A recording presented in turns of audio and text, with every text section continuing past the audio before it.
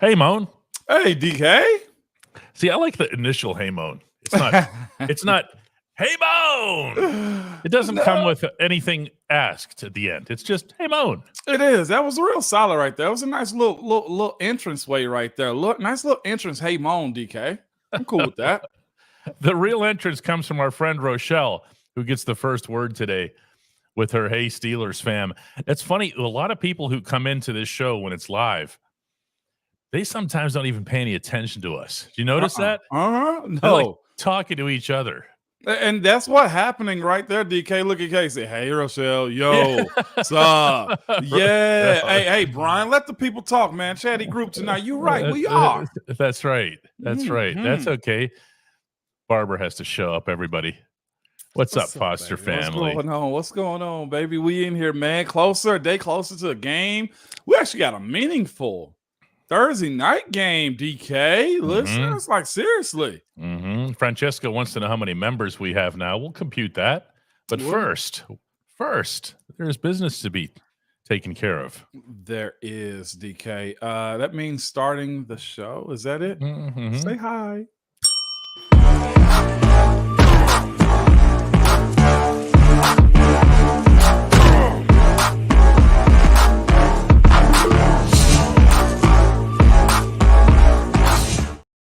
We are ringing the bell. Cat Manada's into that. We're hitting the like button. They're seeing a lot of that. We're already starting off with Hodge and 10 gifted memberships. The way to make sure that you can capitalize on those is to hit accept memberships or accept gifts, I should say, on the super chat here on YouTube. If you don't have one, the boss corrects me. If you already have one, you can't accept it. Come on. Exactly. What are we talking about here, DK? I don't know. Jay Quest is working out to this show. Jay Quest, I just picture Jay Quest going right now, just going, pumping. Oh, yeah. Ring the bell. Ring the bell. DK. Yeah. Exactly. I mean, that's what it's all about, DK. It's daily work is what we got going on. Do we even call this work, DK, or what? What is this, man? I've never referred once to this as work because we'd be doing the same thing if we were hooking up right now for an hour. I was just like, yep, let's just talk football. I got a serious question for you, DK. You've seen him, man. Barks come in with this. Danny Smith torn rotator cuff in 3 places, three out of the 4 spots. Yeah, he got knocked down pretty hard there at the end, the very end of the game against Green Bay. And he probably shouldn't have been in there where he was. The play came flying out of bounds, and then the Green Bay player took a shot, and all that other stuff. So it wasn't. It looked like when he went down, like it was going to be troublesome. Yeah, it did. He fell hard, and he's an older gentleman, not that old. He ain't in his 70s or nothing like that. But here's the other thing too. Who's that picked it off? Levi Wallace? Yes. I put a little bit. Who was it? Casey? It was yes, it was Casey. It was Casey. Casey. It was either Casey or Levi. No. It was Casey. It was Casey. Yeah. Here's the thing, though, too. I put a little bit of that on Casey because end of the game, clock ran out, game secured. You don't get nothing more other than getting out of the end zone when you know the clock is expired. If you didn't know the clock is expired, a little awareness. I ain't primarily blaming him, but the game is over, and you had their offensive lineman, 50, Tom is his last name, just get a little revenge just because he had the opportunity to cause the tackle. Late flag came out, and I'm sure he's going to be fine for excessive roughness, right? But I put a little bit of that on Case. He could have took a knee, ended the game. Everything would have been fine and dandy. So at one of them situations, I know Coach Tomlin does, Coach. What are we trying to do? Get down. Game's over. So that sucks for Coach Danny, man. He going to be walking around with his arm up in a sling like that. And that I've heard is one of the more just aggravating surgeries is that shoulder. It's one of the more complex. I know that. Now that said, they don't have to, get him back on the mound. No. So I mean, it doesn't have to be precision. But I've had a couple of friends actually, not athletes, who've had shoulder surgeries who just like, really? Like, is this ever going to get fixed? Is this ever going to be right? So here's hoping the best for Coach Smith. Yeah, for sure. And such a tough dude too, man. You mentioned Danny Smith to almost anybody. There's a smile on their face and a story behind it. Mm-hmm. And yeah, Let's see. Steven says he's just going to throw another piece of gum in and keep on working. That's kind of how that rolls. By the way, his special teams have had a good season, and this is a good point, I think, to make here. We haven't seen long returns. One actually all year. It was just a couple weeks ago against the Steelers. We've seen decent returns. I mean, there's no such thing really as kickoff returns anymore. The punt returns have been okay. There's been a little bit of splash, blocked extra point, just last week from Pat Peterson. He's done well. We're going to talk about somebody else today, Moan. This was something that you promised the other day that you wanted to bring up this week. We did, just because it happened in the Green Bay game. It happened in the Tennessee game. This guy, JPJ, Joey Porter Jr., man, and nothing negative about what we're about to talk about. It's just a reality of what's going to chase him for a little while. One, I think everybody's over the fact that his dad played, although that's been playing up a little bit, man. And just him becoming his own person. Him becoming his own person at a separate position, that not outside linebacker like his pops, is this. His reputation is something that's going to be watched week in and week out. His reputation right now is what? He's very handsy. He's going to grab. If there is any time in the game, which is what I think we're seeing, because in the Green Bay game, I feel like he got one and it wasn't even that bad of a pull or tug, but because he's known as that guy and those wide receiver coaches are chirping to those referees that are watching them and the wide receivers in the referees' ears, he's gonna be prone to being called for DPIs until his reputation starts to take over. That he's a good coverage corner. One thing that Joey Porter Jr. has is this: confidence, athletic ability, range, man. He understands his arms, y'all, are about as long as a friggin' tight end or lineman, man. But what he's going to have to deal with is being more savvy of a vet. This is where you'll see guys who are real good have those little tricks of the trade where they can grab the hips, pull the shoulders, hold the hand down and stuff like that. I don't feel like he's going to be given that grace for a little while until he proves that he can cover real good. And the one thing that I've noticed about Joey Porter Jr. is this: when it comes to running down the field, he runs with the best of them. He can blanket them like the best of them. So the idea that he has to hold them to break up a pass, I need that to be gone. It's a lateral quickness that he's got too, which is so valuable at that position, because everything that you're doing is a reaction to something that someone else is doing. It's not scripted for you the way it is, say, for example, Deontay Johnson when he goes out for a pass and runs a really, really precise route. Joey Porter Jr. has shown me a ton in terms of athleticism, in terms of his ability to, like you said, to keep up, but he's got hands all over the place. Now, we knew this. We talked about this before the draft. On this show, that the reputation had really preceded him.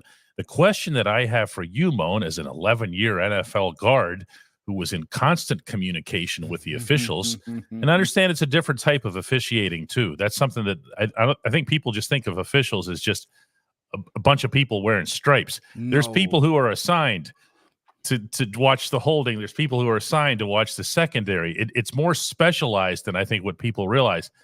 Moan, when you see someone play the way Joey Porter Jr. does, can you picture the other team working the refs like crazy? Oh my gosh, absolutely. I can't wait to watch film and just find one or two plays. That's all I need. And I need to just be in the referee's ear just a little bit, just to make sure he see it. And if he does it once, I'm a over exact. You don't see him holding me? And that's where the act and the savviness of those veteran players, like Amari Cooper this weekend, is going to come into play. And that's the only reason I'm bringing this up, is because, no, it's not the only reason, because I think the guy's going to be good. I saw somebody in the comments say he's mid and nothing else. He's also a rookie. You don't become a mid cornerback in the second round, is what I'm telling you. I understand where you're coming from by saying Joey Porter Jr. is mid. It's from the uncle's table at that, man. He's mid, nothing special. It is what it is, and now you're entitled to your opinion, and maybe he turns out to be a bust. Who knows? But here's the thing. He's shown me he's got that swagger that somebody said a second ago.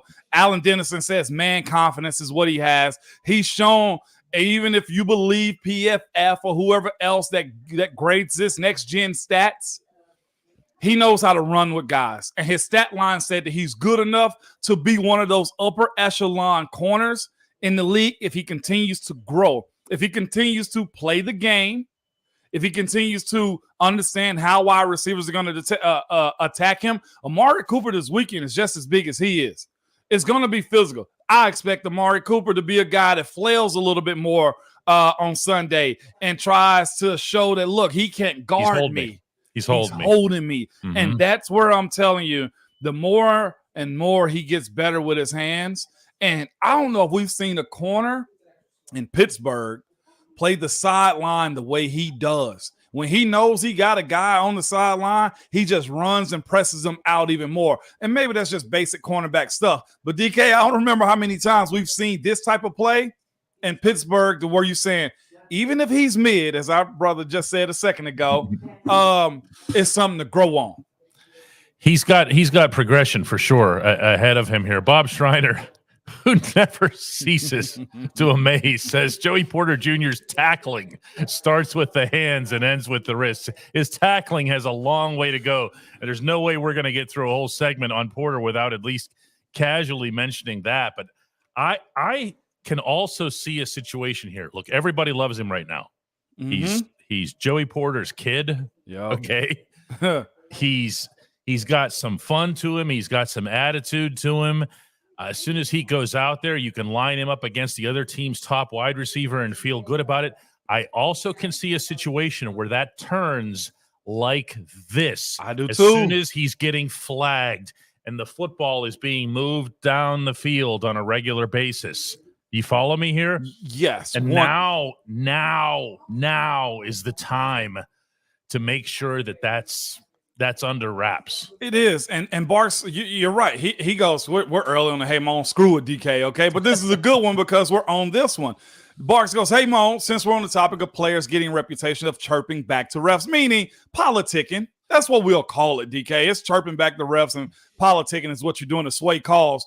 Do you think refs call more penalties on those players? No, because I'm bringing your attention to something. They understand I'm watching film and in this mix just as much as you are watching it and officiating it. It will, and I've done this numerous times. I knew a guy was holding me or had the tendency to hold an offensive lineman to not allow them to go to the second level to block linebackers. Out before the game, hey, ref, watch 94, man. He's grabbing me, man. I'm just letting you know he's the type to not let us get to the second level. Just watch it. And that's the conversation. It ain't like, man, you need to call this. Now, when it happens, I'm going to look back at him like, you didn't see this? Why? Look at my jersey. Look at my jersey. Like, those are the games that you play. Fingerprints. Oh, my gosh, DK. Those are the games you play to get that winning edge here and there and in between, DK. I love playing that game because, one, if you're guilty, they're going to find out about it. But two, it keeps the game a little bit more cleaner, too. It's exciting to have a player doing what he's doing. And as Ramon started out saying here, I think he and I are on the same page when we say we're not knocking him. Okay, not even the tackling, because what he's offering you right now out there is something that most teams don't have. Yeah. Okay. Yeah. Most teams do not have a corner who can go out there and go at the other team's top wide receiver and annoy the living hell out of him. Yeah. And that's what you're seeing Joey do. Just like you have to avoid splash at all costs. Yeah. You have to avoid the deep DPIs because you're going to run into a Joe Flacco, not literally Joe Flacco, but a Joe Flacco who will just play to that. You're going to find it might be Harbaugh.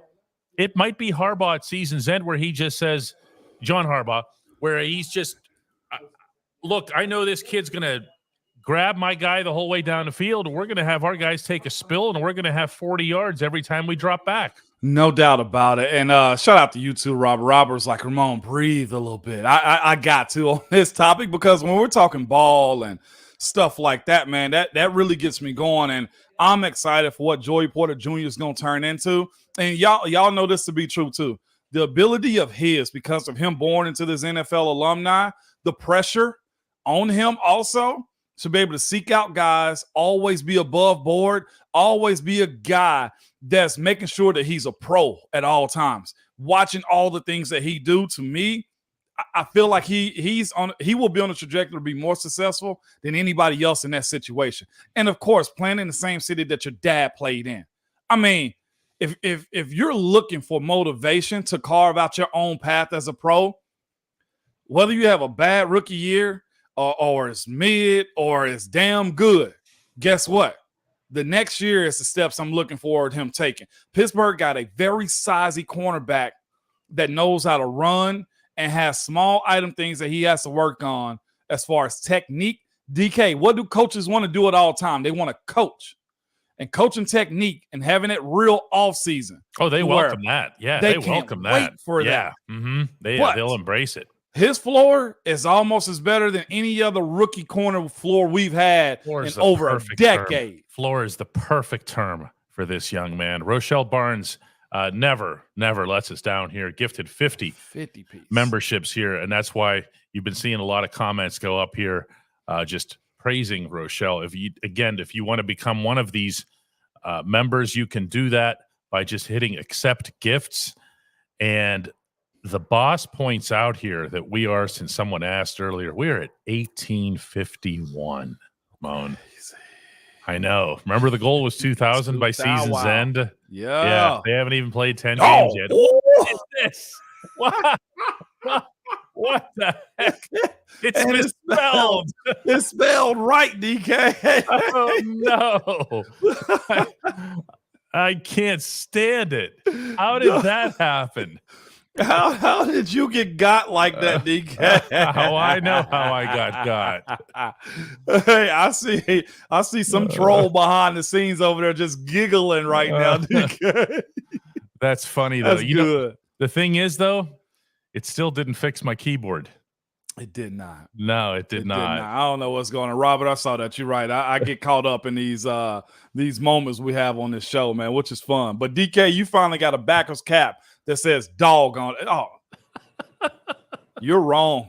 The graphic is right. If y'all can't see it, it's a backwards red hat with DAWG on it, DK. Well, that's what I just typed. Look, it's right there. You didn't type that somehow. We gotta get your keyboard out of the suburbs. That's what that is. Oh no. Yeah. When we come back, we're gonna get into the only segment that matters. And that's Hey Moan and figuring out how DK gonna spell dog. I'm trying. Try harder. At DK Pittsburgh Sports, we take pride in coverage that connects our city's fans to their favorite teams. Now, that connection's stronger than ever. Introducing our all-new state-of-the-art app. Find expert inside reporting and original podcasts. Check live box scores. Track the latest stats. Chat it up with our community of thousands of fans, all in one place. The new app from DK Pittsburgh Sports. Coverage that connects. As you can imagine, we are full of all kinds of reaction to my ridiculous cyber hat. We also have lots and lots of Hey Moan fodder to get to. Before we do that, we're going to take care of a little bit of business here. Mr. Malveaux, who was just accused by Moan of calling Joey Porter Jr. mid from the uncle's table. He says, you know what? He says, all right, I see you. We can have a good, reasonable discussion about this, and I am now a member of the Ramon Foster Show. I like that. So there we go, and I've seen this too. His comment from Mr. Malveaux was this: he's mid because of all the reasons we're saying. He needs to shake Moan, I guess, and understand. I'm good. I've done DB work, I guess, and he's not that. I'm good DB work, and he's not that. Rookie or not, DB development takes place in college. Yeah. There's also, in the last few years, Sauce has been that dude. I think Seattle has a really good cornerback in Witherspoon, and I think Patriots has a guy also that's pretty, Gonzalez, if I'm not mistaken, too. You're still learning on the job. Revis Allen didn't just start like Richard Sherman didn't just start. You're saying these things as if it's ready made, as if he's not going to grow. what I'm saying is this: where he is in his rookie career should project him to be one of those island dudes, Richard Sherman. Fair. That's fair. I'm not saying he's an all-pro this year. It's a great floor. It's a great floor. So we may be saying the same thing, but as far as Pittsburgh is concerned, the future for this guy that's able to blanket one side of the field is bright. Unless he sabotages his own career, unless he doesn't shake the fact that he's known as a handsy guy, holding and all that type of stuff. DK, you've seen DBs come in and out of Pittsburgh. Where do you place Joey Porter Jr. in that conversation as a rookie or what you can see him being? I don't yet. That's my correct answer. Okay, that's fair. Meaning my own version of a correct answer. I want to see him get through this period where he gets flagged a lot. It's going to happen. That's very fair. Okay, and then from there, I want to see him adjust to the adjustment. Yes. Okay, let's see him adjust to the officiating. Let's see him adjust to the rep that's going to hit him. Let's see him adjust to some of the negativity that will accompany that, whether it's from the inside or whether it's from the outside. Right now, everything in Joey Porter Jr.'s world is sunshine and roses. There we go. Okay, it just is. And that's never accurate. I'm sorry, not in professional sports. Okay, only Moan made it through 11 years without having a single negative thing happen to him on the football field. You're right. Yeah, right, DK. I got penalties in area. I think the most sacks I had in a year was 4. And the least I had was 1. It was 1. It was 1. So 1 or 2 a year is fair. And if he's getting 1 or 2 holding calls, I mean, it's going to suck, but it is what it is. Man, y'all are on fire right now.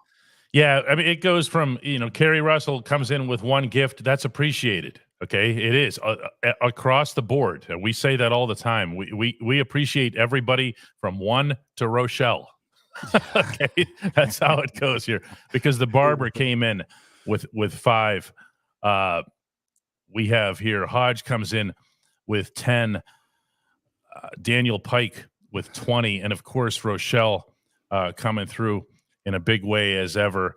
Jay Freeman just now popped onto the screen at 20. We appreciate the support that we get. Ann comes in with 10 just now, like this second. Okay, we're trying to get to the rest of the show. T. Reed comes in. Thank you guys, man. Yeah, that's pretty cool. Brian says, along with his own contribution, not to look ahead, but if the Steelers beat Cleveland, they can easily have 10 wins by the time they get to Seattle. You don't need to do that. Tell them, Moan. It's such a hypothetical, man, and they're going to have to go play ball. You're right, though. I love the mindset on projecting where this team could and should win, but it does boil down to a week-to-week league, man. As much as I want to live that life with you right now, I'm going to go week-to-week with them. I want to see them push back on this defense. Let's say this going into this weekend, though, and it ain't even Friday, DK. What's up, Damon? Dogs. Okay. What's up, Damon? Appreciate you for that. We're going to ding that bell when you guys send something in, too. But if they go in and this group up front, and we saw a social media post actually today from the Steelers that had the 5 big boys up front, and I think Darnell was in it. That, to me, was signifying just a little bit like, okay, they really think they got something in this group. But also, if they can walk into Cleveland and fight back against what that defense is at their place, they might take that step that we all needed to see, DK.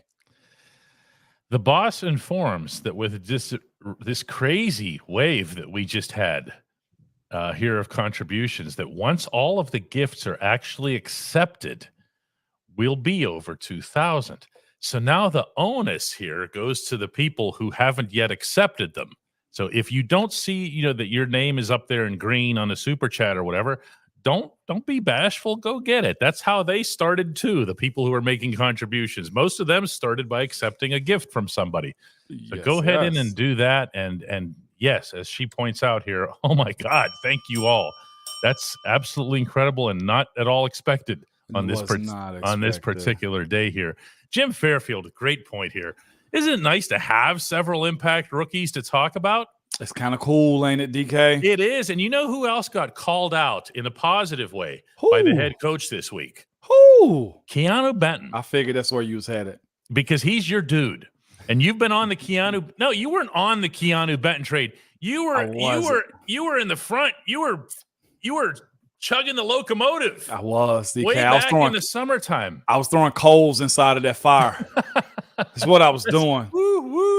I wish we had a breakdown of what I saw from him on tape. It's in one of those former episodes that we've did. By the way, what are we at? 404 right now. Shout out to Atlanta. That's their area code. But his hand usage, you see it every single play. His ability. You see it. Explain that to us, please. He gets on and get people off of him. You see him cutting through. He know how to rip through guys. He know how to use his body, which is a big attribute of his, and get guys backwards. He's in the backfield being disruptive, and he's playing his role. I told you when I was in Pittsburgh for that Titans game, I went to their snack dinner that they have the night before the game. He's at a table with a bunch of vets just soaking up stuff, not saying nothing. A part of the conversation, Minka, Cam, TJ, Fehoko, and Larry O. That's a good group to be around, to just be in the essence, DK, of what they're capable of, man. And that, to me, said a lot, because rookies don't usually sit at big vets tables like that. They don't, man. Yes, Dwight, his wrestling leverage and strength are big assets and skill. Yes, it is. And I don't think he started doing football to friggin' his sophomore, junior year in high school or something. So he's on the same trajectory of being one of those dudes that's a smart, tough guy out of Wisconsin, man. Love seeing that. That's the key. And a lot of people predicted that too, as it related to Benton's future in the NFL, was that the wrestling would really come in handy because of what he'd be able to do with his upper body in terms of eluding people, shedding the blocks, the way, as Robbie Jones here, you've been talking about, Ramon, with Mark Robinson being stuck. Right now, you have an opportunity on that defensive line between Benton, Cam Hayward, and Larry Ogunjobi to really get something done and maybe minimize some of that loss, the massive loss that you now have at the inside linebacker position. You know where when I see him on tape, what I'm seeing from Keanu Benton to me. Yeah, let's not forget Montravius Adams too. I'm done. We know that, right? I know. Okay? I know. Yeah. That I'm officially past tense when it comes to underestimating or forgetting about Montravius Adams. Yeah, I'll say this about Keanu Benton with very much a lot of respect for Larry Ogunjobi. Larry Ogunjobi is his own item. Like, he's in his own world with the stuff he's capable of doing. But when I look at Keanu, he reminds me more of what Batman and Robin of Tua and Cam was. Like, we used to call Tua the wild Bronco because you couldn't really control him. He's a wild child, big body, big athlete, moves well. He's like a bucking Bronco is what he was. With 7-foot arms. And that was the Castro that came up with that. He's like a Mustang. That's what we called him, the wild Mustang. And I've never heard that. That's great. Oh my gosh! Well, that's what when I hyperextended my knee when he ran into it in camp. That was one of the first things we said in film. That bleeping Mustang is what got you, Mon, because he's just reckless in his movement. That's what I see out of Keanu, just in a bigger body. Lots of wrestling fans making their voices heard here on the show today. You can see wrestling. This is from Jay Quest. Is a really good line here. And remember, by the way, when we're talking about wrestling, we're talking about real wrestling, not to offend anybody here. Okay, like Big Ten wrestling. Wrestling is a baseline sport for any sport because it fosters mental and physical toughness, and it does do that. And the people who are involved in the great sport of wrestling are so passionate about it. Oh my gosh! I can promise you right now that for however much Keanu Benton loves playing football and loves the paycheck, I'm telling you, somewhere in there, yeah, he's a wrestler. He's a wrestler putting on a helmet every Sunday. You know what's got me, man, is I heard that wrestlers have the wildest house parties on college campuses. It was actually I was listening to Taylor Lewan on his podcast talk about at Michigan, Big Blue, that you go to a wrestling house party. One, of course, there may or may not be some alcohol there, and if you do or do not drink a good bit of it, what's the first thing they want to do, DK? Wrestle. Yeah. They want to wrestle, so it gets a little wild at those places, man. I'm glad to hear that. I'm glad to see it's working in his benefit, though. Good stuff. Somebody points out here, Pennsylvania, Oklahoma, and Iowa are the 3 main states for wrestling. There are others as well, to be respectful. Somebody else mentions Penn State. Daniel Pike did, and they should. I mean, with the program that Cale Sanderson has built with the Nittany Lions is like him, legendary. Right. Okay. And if I sound like I know at least a little bit about it, I've had to cover some wrestling in my day as a reporter, notably at the Olympic level. And you will never see anything that's more passionate in person. Ramon, all respect due to football and everything else here. No, I get it. Man, when you're there and you see the champions' reactions, or you see them when they retire. Have you ever seen that scene? And I hadn't seen it. They leave their shoes on the mat. Oh, okay. Okay. It's their way of letting everybody know that's it. I'm done as a wrestler. Okay. Because like they'll be eliminated from a tournament. And the fans of both teams, both wrestlers, whatever, will stand in unison for this super long standing ovation. And the dude's crying. And it's just unlike from a reporter standpoint, unlike anything I've covered. That's fascinating. Yeah. Great stuff here. We have, sorry, every once in a while we'll go on a tangent. That's all right. That's what we do here, man. That's right. Robbie Jones says, does it seem like Myles Garrett really struggles against Dan Moore, or is it just me? Is it perception? Is it just that he's not getting to the quarterback? Because those PFF guys, they still grade him great against the Steelers, of course, because he just has to exist. Pressures are cute. You know where I'm at on pressures, right, DK? They're good, but finishing the actual pressure with a sack is what matters most. Like, I get it. You can affect them. Only time a pressure is good is if they mess up the trajectory of the quarterback's throwing motion or bumps a guy in his back, right? Blocking them into the quarterback. I understand what he got going on and how they view Myles Garrett. But here's the other thing too, Robbie. Let's make sure we just keep quiet about that as long as Dan Moore is doing good, man. He does seem to be the guy. Yeah, sometimes perception can be reality, because if enough people like me walk up to Dan Moore this week and say, hey, Dan, you looking forward to owning Myles Garrett again or whatever else here, it builds up your confidence a little bit. It just, you think about it. It does. I think that's okay. Like if you thought DOG was DAWG, you'd be a whole lot better too, DK. Like you keep typing in just dog. Our favorite mate from Australia, Darren Watts, says, here's a gift. That's pretty cool. It comes in Aussie dollars, too. It does, man. Much appreciated. By the way, too, I saw this, DK, and I think it's all right that Michael Walker has some. Darren, thank you. We're going to put you right back up, Darren. But here's the other thing, too. Shout out to you, Darren. But Michael Walker, hey, Mom, wish I could donate like some of the others, but I'm retired. We're not asking for that. Absolutely not. If for anything, Michael, receive these memberships, dog. We're going to hit this bell. That's why we're doing it. Absolutely. That's why we're doing it. Yeah, that's why the gifts come in. Yeah. That's why the gifts come in, because they end up going to somebody else who might be on hard times, who might be a little bit ill.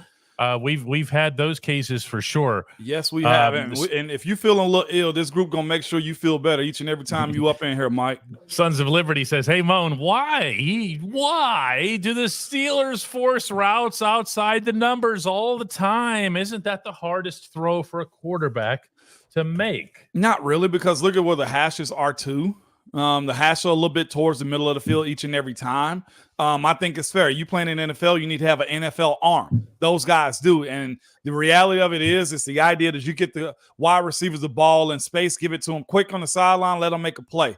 That's the way it's rolling. And if you look at the way all these young guys are coming up too, a lot of them offenses are sideline to sideline when it boils down to how they operate. It's just adjusting to what they are doing in college, some of it. Now, the breakdown of it from each offensive coordinator, a little different. There's actually a lot of other productive teams in the NFL that plays the ball on the sideline. It's not just Pittsburgh. It's a lot of teams in the NFL. We have an in-shop guest here to ask you, hey, Moan. Hey, let's do this, DK. Here's introducing Aaron. Hey, Aaron. There you go. What's up, Aaron? Hey, beautiful DK, hat, by the way. Glad to be on the show. Looking good. Yeah. Here with my family. We'll be heading up to Cleveland this weekend ourselves. Good time. Got some tickets to check this big match out up. We're excited about it. My question for you is what how do you feel about the Steelers' offensive line progression? And sorry if you guys have deep dived into this. I'm a little late to the show today. And what are some of the keys to the matchup to kind of containing this number one defense with Myles Garrett being the sack leader in the league? Yeah. Can you talk about some of the matchups that we need to see to perform to get that victory this weekend?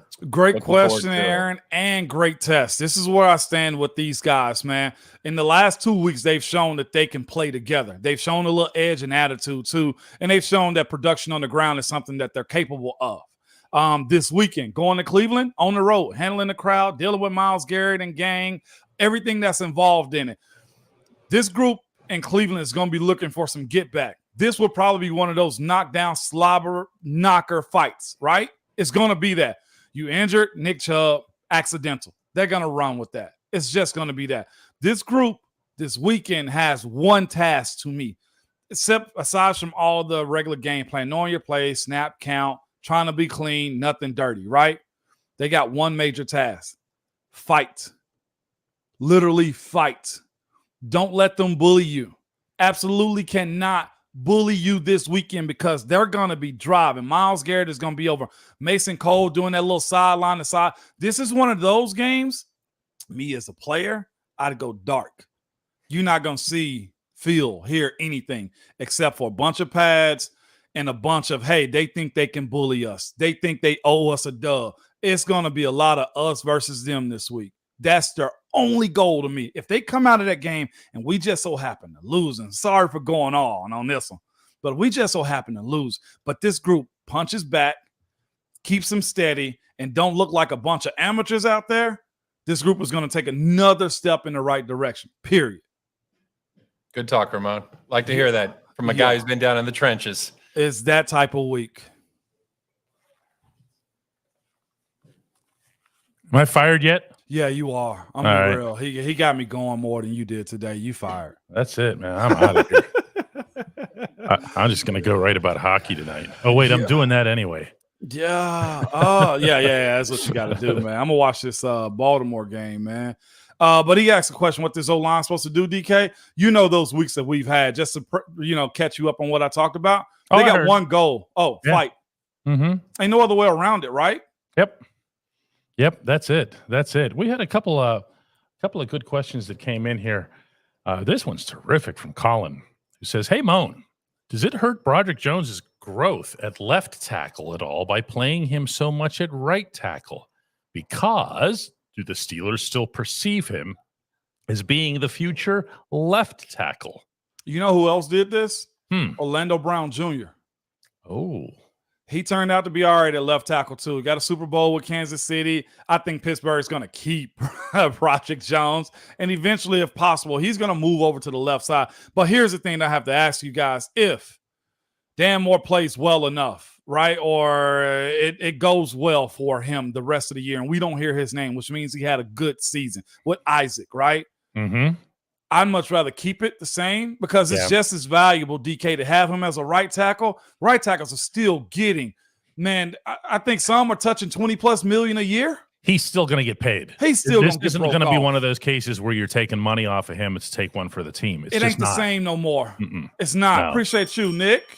No, that's as long as we're on the subject here. Maddox comes in and says, "Hey, Moan, do you think Broderick Jones will be as effective in pass blocking as he's been in the run game? What are you seeing there?" Pass blocking is always the hardest to learn. It is. If he's run blocking well, let's live that life and understand that he has to adjust and become a better pro with his pass set and understanding angles, understanding his rushers. Y'all got to think. This young man was just in college in January, okay, in March, April.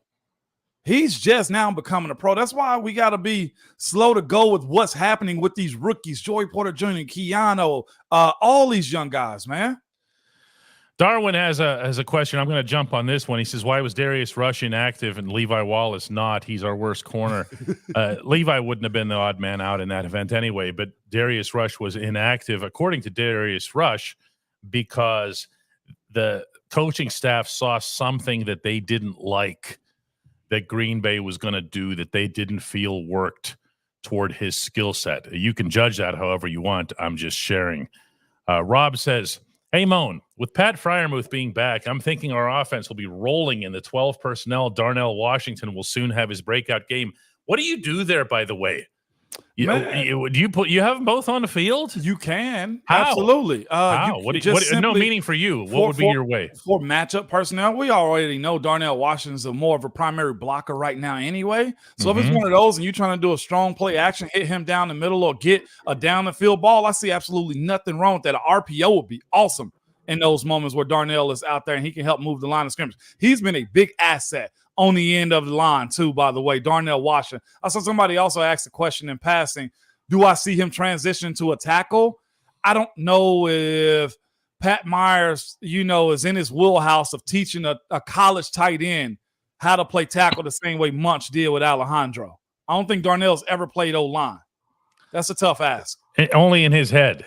He takes a lot of pride in the blocking 6-man and all that other stuff. But Darnell is the 100%er in the equation, because when you run the ball to his side, it's 100%er. It's never going to just be stuffed, because he's going to eat someone over there. It's just such a different dynamic when it's on. By the way, the Steelers did run more to the left than to the right against Green Bay. Eddie Carter says, hey, Moan, if Kenny Pickett does not finish strong and the Steelers don't make the playoffs, would they start saying first round bust? Where you been, Eddie?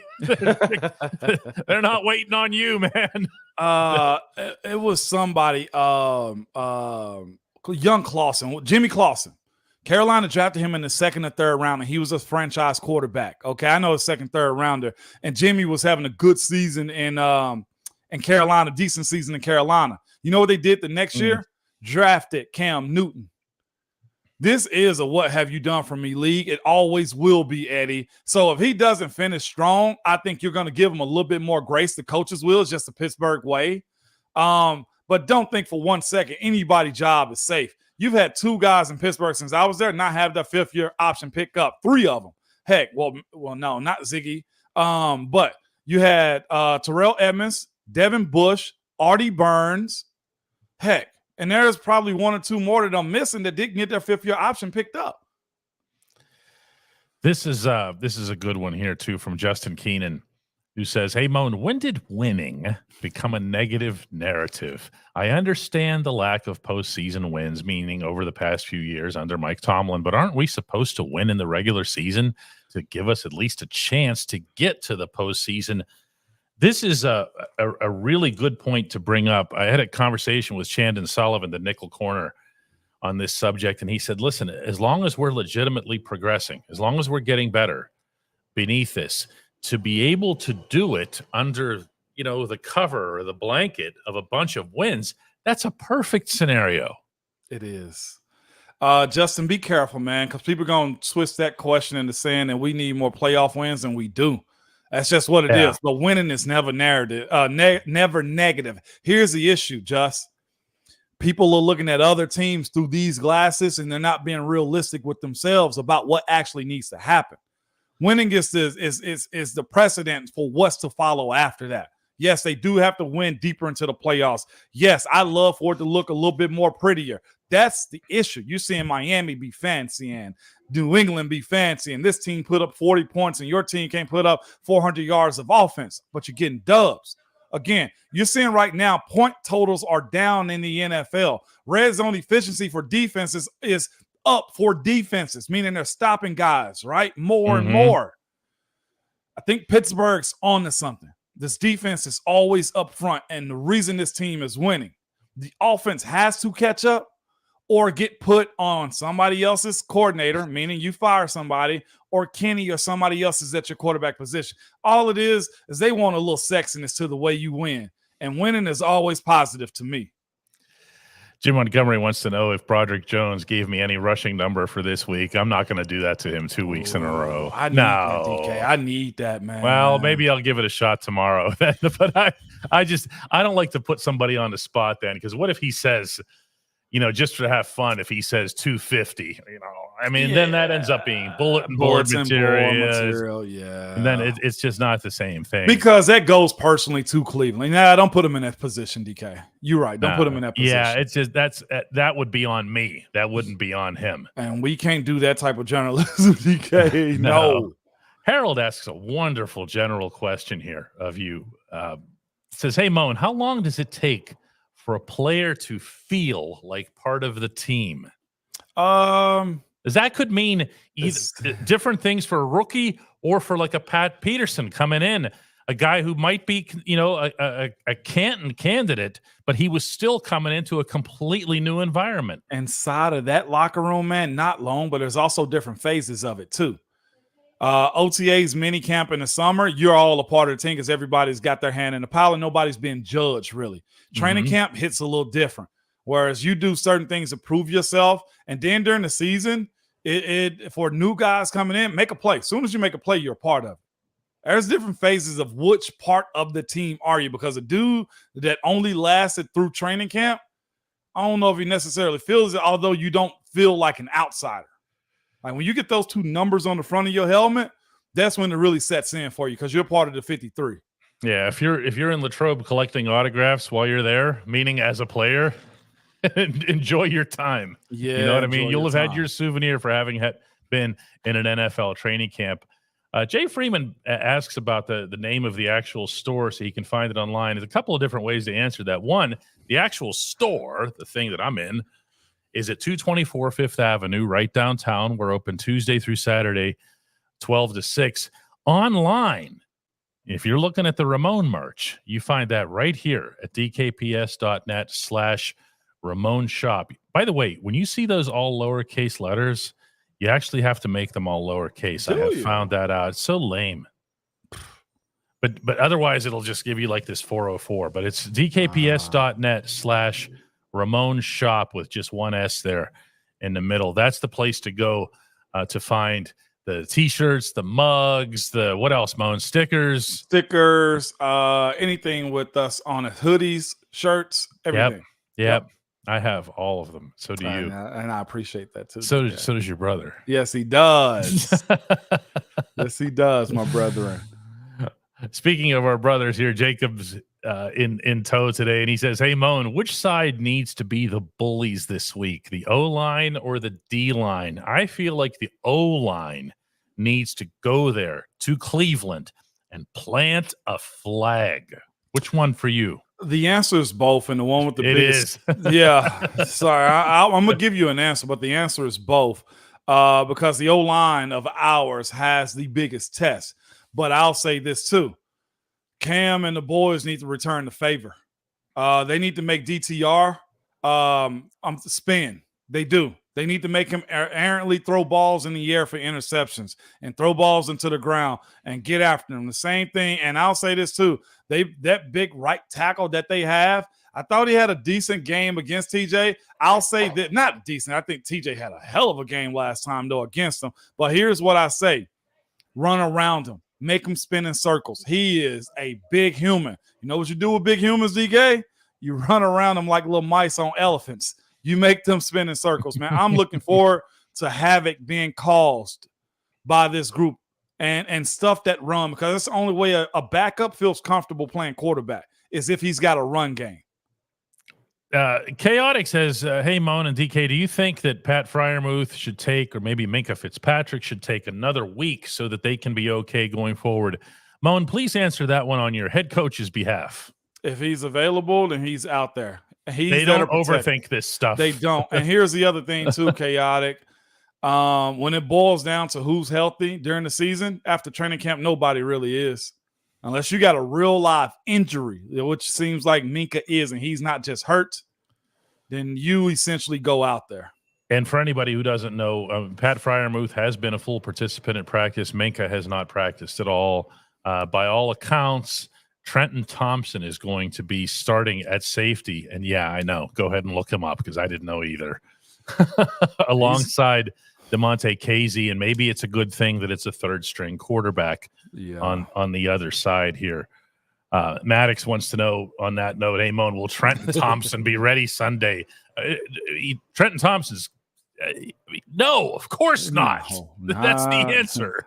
Maddox, my little neighbor son's name is Maddox, man. But I'm here to tell you this. You just hoping he makes some plays and hope that him being on practice squad has led to his development. That's all I got for you on that one. Trent Thompson needs to be a household name in Pittsburgh for good reasons. There's a good behind-the-scenes question here, too, from SCS, and we're only going to take one more after this. Says, hey, Moan, in big games like this, how often did you guys work on trick plays? The Steelers haven't tried any of those in a while now. Do you save them for the division? They're always done on Thursdays, and it's not really even trick plays. It's just end around pass. That is a trick play. But it's incorporated into the practice at all times. You practice these things all year long. When they decide to pull them out, has to be a very situational thing. Right defense, right time, right place on the field. I just like the way OCs call plays isn't just simply based on, oh, let me go figure what's next. No. 3rd and 2, 3rd and 5, 3rd and 2 to 7, 2nd and 6 to 4 to 6. There's placement for every play that's being called, and those trick plays fall into that same conversation. Magaducci comes in with all the Joey Porter Jr. and TJ Watt talk. Do we know who the refs will be? Oh, we do. And it's Sean Hockley's crew, which means bring the laundry. Holding maybe on their offensive line. There'll be flags galore. They are the most penalizing crew, in the NFL. And you know why they got Sean Hockley there? Why is that? Because it's going to be that type of game. Oh, yeah. Wow. That's how they do it. Oh. That's the bad part of being AFC North is you guys got that. You guys have created that rep for yourselves that you need to put the best crews on the AFC North games. Dude. Or the not necessarily the best, but the ones that know how to call it. My gosh. Is that really who's on it? That is really who's on it. Okay. All right, then. So that's another factor. And that's something that, by the way, for you guys who wouldn't know this or couldn't know this, that's a big conversation point at South Water Street all week long when that stuff happens. When they find out who the ref crew is and they go, all right, let's start over. It is. So spreads, yes. This is where Joey Porter Jr. probably goes up to the referee and is like, hey, man, I know y'all think my reputation is holding, but them dudes just be crying. I don't be holding them dudes. They just can't get open. And make them laugh, and hopefully, DK, you get a pass. Exactly. So, anyway, that's all we have for today. Unless somebody's got, I'm looking here if there's one more from anybody at all here. Oh, Levi wants to know if we got over 2,000 members. No, not yet. They don't get scooped up that fast. The gifts tend to get bought, and then there's a little bit of a delay or a backlog until they actually end up getting accepted here. Joe Yinzer says, how much does the NFL hate the Steelers? I'm not even going to read the rest of that question. It's not how it works, man. Yeah, not on that. They're just referees. We're just with Daniel Pike. This is what this is, man. Wow. Yeah. Now you're going to make me do some stat looking on this group. Yeah, exactly. Oh, James, do the refs watch film? Yes. And they also get graded. But they watch their own film, but there's also studying in advance. I mean, they come prepared for the games too. They want to know what to watch for. Which is another takes us right back to the conversation we had at the beginning of the show with Joey Porter Jr. You don't want to be that guy that develops the develops the rep, I should say, with the refs. All right, guys, that's all kind of all the time we kind of have for the day. Yep.